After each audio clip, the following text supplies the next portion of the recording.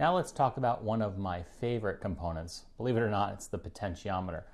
And potentiometers are essentially variable resistors. They can vary the amount of resistance based on how much you turn the dial. Now they come in all different shapes and sizes. This is kind of a typical one that you might see with a cap on top of it. You might be familiar with audio ones. Right? On a guitar, typically has many potentiometers. You can even see in the back here how it's wired up. There's also small potentiometers like found on this Geiger counter right here. That blue square with a white circle, that's a trim pot or a trim potentiometer. It's typically used for trimming a voltage or trimming some kind of sensor data. And you adjust it once and you typically don't turn it much more. You can even find them on things like the Arduino robot kit. There's a nice potentiometer on here just waiting for a nice dial to be put on. And believe it or not, you might not know this, but things like video game joysticks. If I take this off and you look very closely here, this joystick is really just two potentiometers. One of them working when the joystick moves forward and backwards, and then there's another one mounted this way for going left and right. So potentiometers are really everywhere. Now let's talk a little bit about how they work.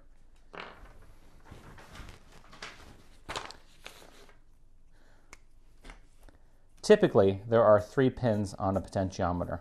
One pin is connected to 5 volt on an Arduino. The other one is connected to ground. And the middle one is your signal. And what happens is these two go around like this. In the middle, there's what's called a sweeper. And depending on the sweeper's location, it varies the amount of resistance or the amount of electricity that can flow through here. Because, again, electricity is going to look for its least path of resistance. So as electricity comes in, if there's only, we'll just call it 25% resistance here, it's going to flow down in here and read to the signal. If it's all the way up here, it's still going to go down into the signal, even at 90%, because it's not 100%. So by turning the dial on a potentiometer, you can adjust how much resistance is in that particular circuit. This potentiometer on the Adafruit Wave Shield even has an on-off in the beginning. There are tons and tons of different kinds of potentiometers. Most common ones are the rotary. Then there's also these linear ones, which are pretty neat. These ones, they're plugged in, even have little LEDs on top. And you can see this is 0 to 100 or 100 to 0. It doesn't really matter how you look at them. Another thing to note is that there are different types of tapers to the potentiometer. So a typical one would have a linear taper. We have no turn and 1 full turn, no resistance, 100% resistance. And a linear potentiometer looks like this. You turn it once and you have 100% resistance. An audio potentiometer or a logarithmic potentiometer has a curve more like this. Or you can get the opposite of that, and there's another curve, a matching opposite curve here. And why do we have that? Well, our brains interpret audio differently, and what we want is towards the end of the turns there, we want to actually have more of a difference in resistance versus in the 50% range. It sounds a little crazy, I know, but that's just how our brains work, and we're much more comfortable with an audio taper on an audio potentiometer. So when you buy them, take a look at the packaging. It will typically say audio or logarithmic or linear. Most of what you find are going to be this linear taper. Okay, let's hook one up and take a look at the code. So I've got my Arduino here. I think I have all the parts that I need. And what we're going to do is build an example from the Arduino software. So we'll go to File, Examples, Digital, File, Examples, Analog, Analog In, Out, Serial.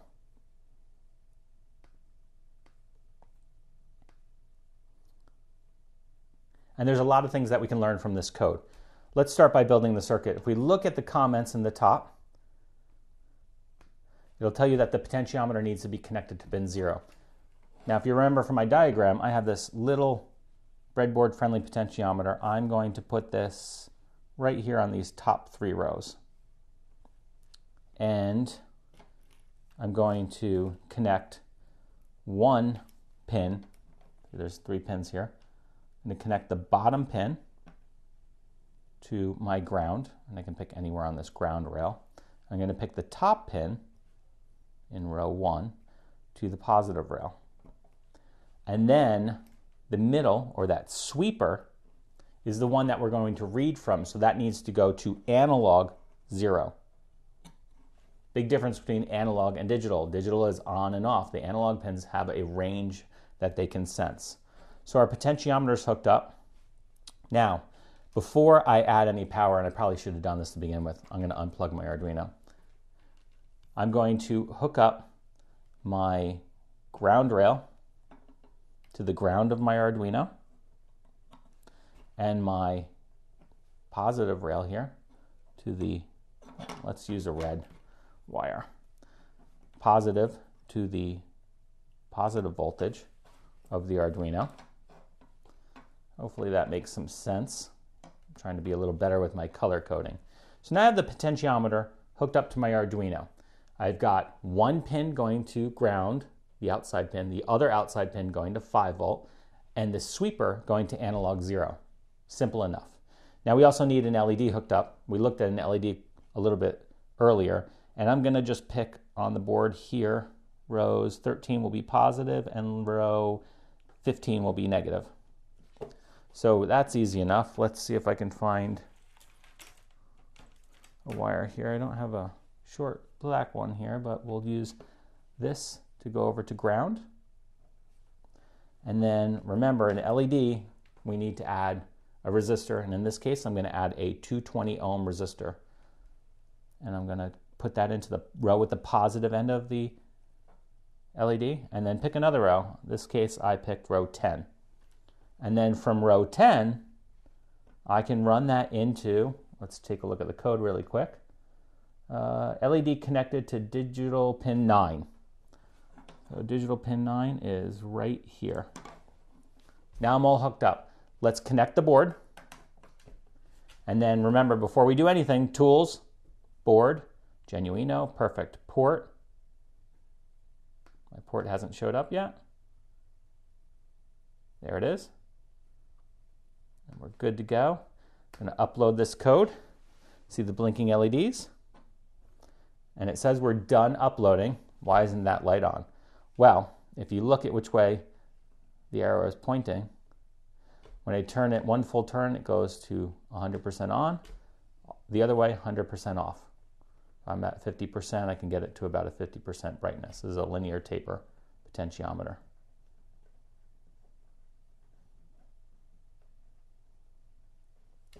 Now let's take a look at the code, because there's some interesting things that we can learn from this simple potentiometer code. Okay, we start off very simply with 2 constant integer variables, analog pin in and the analog pin out. Remember, analog 0 is where we connected the sweeper, and 9 is where we connected the LED. Then we have another sensor value integer. Now this one can change at any given time because it's not a constant. Same with the output value. Here's the void setup. Here's something new that we haven't seen. The only thing the void setup does is this serial begin. And that's going to come in very handy in just a minute. And what that is that enables us to open up the serial monitor and see what the data is streaming. Now here's the void loop. Very simple. First thing, it declares the sensor value equals an analog read of the analog pin. Remember, this is just A0. So the first thing it does is it reads that pin. What's the analog voltage coming in? So if I have the potentiometer turned all the way one way, it could be 0. The other way, it could be 5 volts. And that range from an Arduino standpoint is between 0 and 1023. And you say, oh, it should be 1024. Well, 0 is actually one of them. So it actually is 1024 instances of that reading. So then we have the output value equal map sensor value 0 to 1023, 0, 255. What does that mean? Well, that is going to take our output value and map the 0 from 0 to 1023 and map it to 0 to 255 that we can use to light the LED. Think of it this way. If we were to map 0 to 10 to 0 to 100, if we read 3, it would now be 30. If we read 5, it would be 50. The map function is really cool and very, very useful when you're trying to scale numbers up or down. Then we look at the analog right, the analog output pin, which is 9, and the output value, which is the mapped value from the potentiometer. The rest of this is actually serial printing the sensor equals, and then sensor value, and then the output and the output value. And then this is just a wait 2 milliseconds before the next loop. And all this does is allow your Arduino to just almost take a breath really quick. So it can convert that number. Okay, I've got the new number, I've mapped it, I've sent it out, let's keep going. It's 2 milliseconds, it's not very long. So now, if I were to open up my serial monitor, you can notice that the baud rate is set to 9600.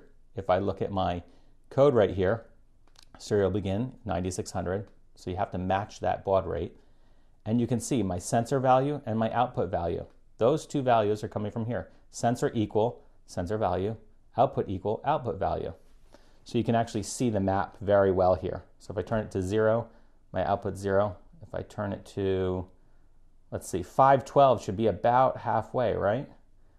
So if I'm somewhere just about 512, I should be about halfway to 255, and it's reading 127, 128. Close enough for me. So that covers the basics on how to use a potentiometer. We also talked a little bit about mapping numbers as well as how to connect to the serial monitor. These are all really, really important things when it comes to prototyping with Arduino.